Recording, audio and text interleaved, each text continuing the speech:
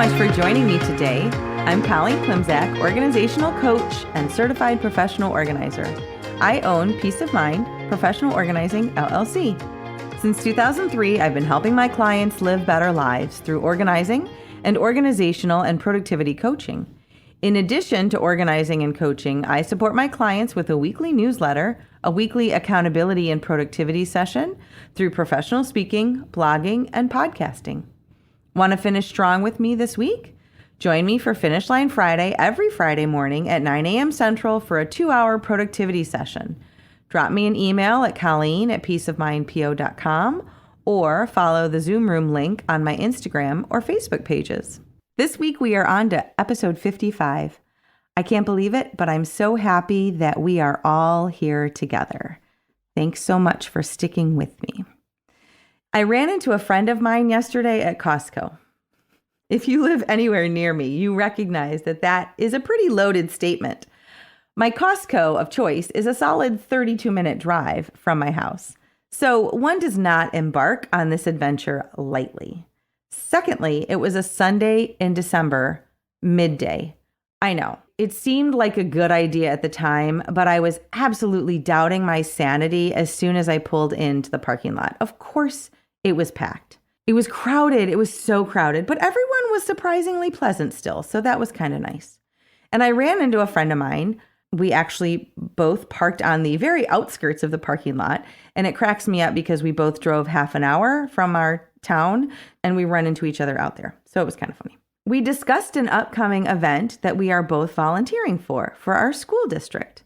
Her much more than me, and she was kind enough to say to me that she just doesn't know how I get it all done, considering all the things I'm involved in.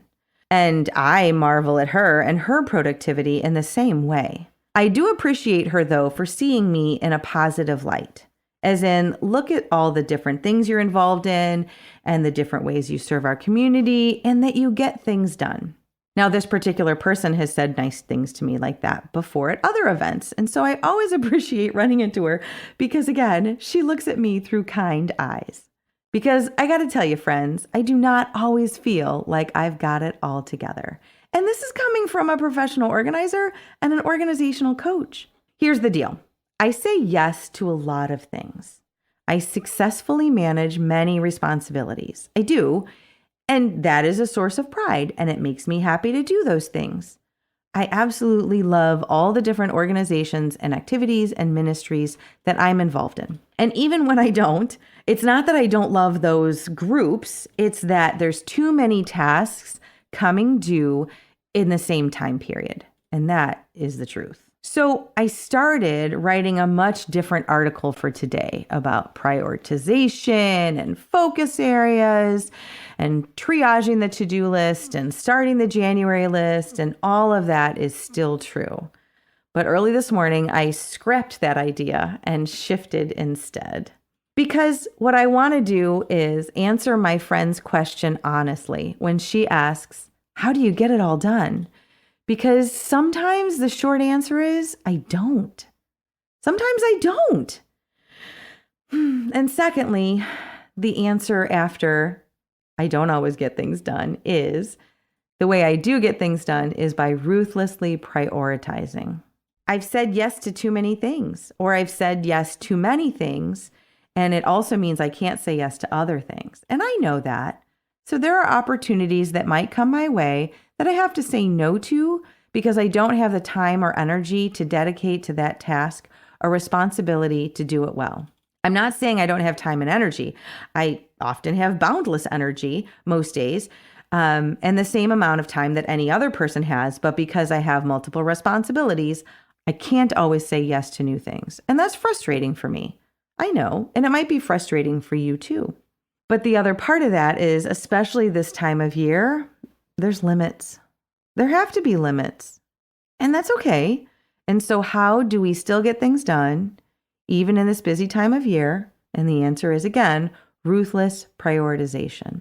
This morning, I was applying the Eisenhower box to my to-do list. Remember that tool? I talked about it many episodes ago, actually very early on in my podcast. So go back and check that out if you need a refresher. The Eisenhower box helps us filter tasks through the important versus non-important and urgent versus non-urgent lenses. And today, I was actually doing it in reverse. So let me walk you through that one, right? So instead of starting with important and urgent items, what I looked at on my list was anything that I could get rid of immediately. And I did. Events that I don't have time or the inclination to attend this month. A simple no thank you is a complete and full sentence.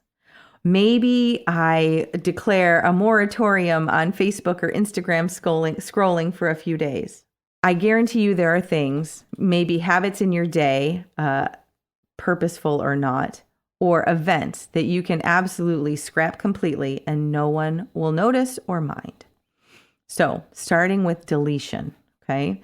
After we delete the clutter, let's look to delegate. On the Eisenhower box, delegate is for the items that are deemed urgent, meaning time specific, but not necessarily an important item. Now, it's not saying that they're not important, but maybe it's not important that I'm the one to complete them. So let's look at that in terms of December, right? And the holidays.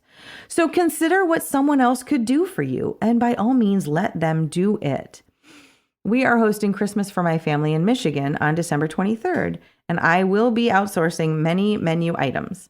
Unlike Thanksgiving for 20, I am not attached to making every menu item from scratch at all.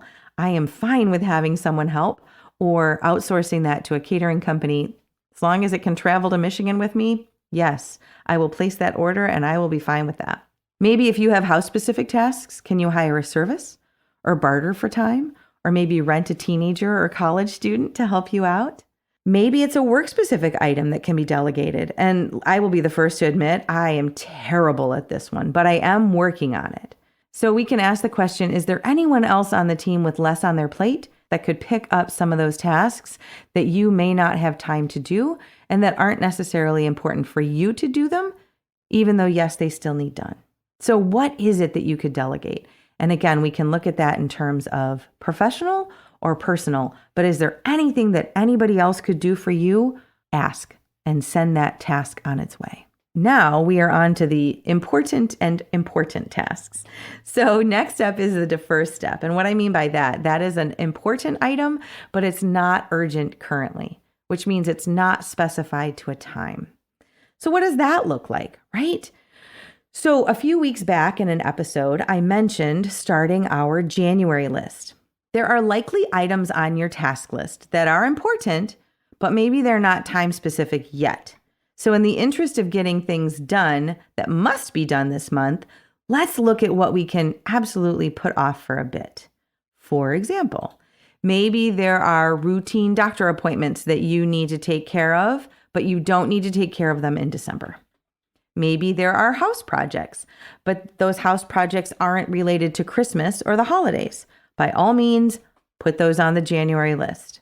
Maybe you have non-holiday related errands. I was talking to a client this morning who wants to take a number of items to a textile recycling plant. That sounds great, but does that need to be happening right now? No. Could that wait until January? Yes. So that is one of those items that, yep, it's important, but because it's not time specific right now, it can be deferred until January when the schedule opens up a little. Me personally, I have a find a landscaper on my to-do list. And guess what? That does not need to happen until at least February.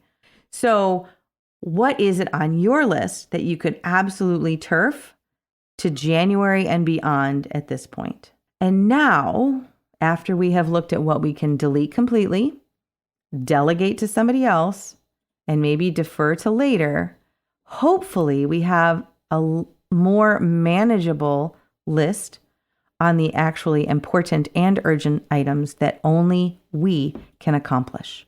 By clearing out clutter, that's what we've done by looking at delete, delegate, and defer. Now we're left with the things that we actually have to do, and we can assign those to the time that we do have available and get those items done as well. That's what I was doing with my to-do list today, and I hope that you find that as helpful as I did. Even just designating the tasks on my list for today and this week as do, defer, and delegate was super helpful to helping me imagine what my week was going to look like. And it actually gave me hope that I might get done the things that need to get done. And of course, I deleted the deletes immediately. That always feels pretty good too. If you'd like to explore topics like this and coaching for organizing and productivity, drop me a line via email at colleen@peaceofmindpo.com or message me through any of my social media platforms like Facebook, Instagram, or LinkedIn.